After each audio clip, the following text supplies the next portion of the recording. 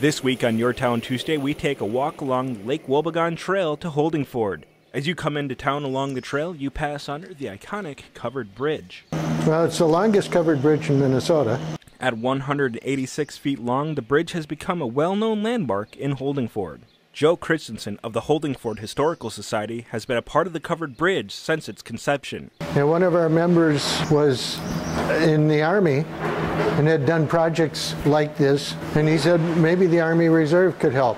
Christensen went on to give credit to the 367th Engineering Battalion from Mankato for helping put the bridge together. It was actually built in Mankato and then shipped to Holdingford. The community stained all the wood on the outside, and it was a community activity. The bridge acts as a gateway to the rest of the community.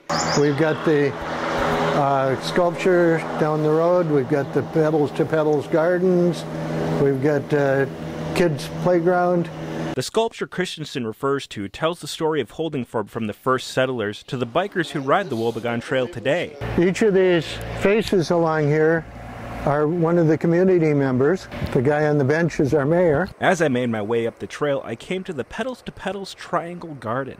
Our goal is to beautify our community, and since the Wobegon Trail is running through Holdingford, we have maintained and made new gardens along the Wobegon Trail. Petals to Petals was established in 2007 after the community showed interest in having a gardening club. And we saw the Wobegon Trail as an asset to our community, and so we thought by beautifying the areas along the Wobegon Trail that would make people want to come to this area. The club was able to help secure a grant to put in an irrigation system along the trail. We did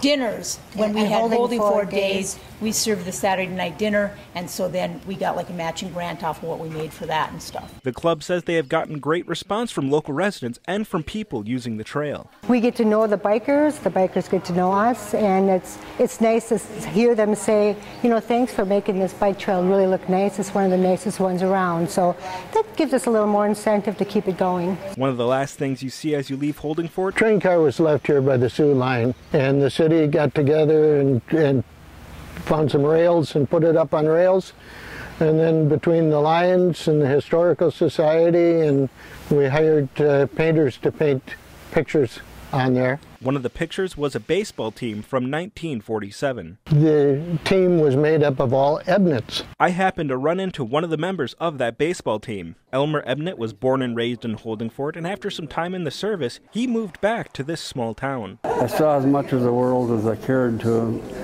and I like the idea of a small town. He remembered being on the Ebnet baseball team and told me some other stories of his baseball days. Oh, I hit my last home run when I was 50 years old. So I went up to the high school.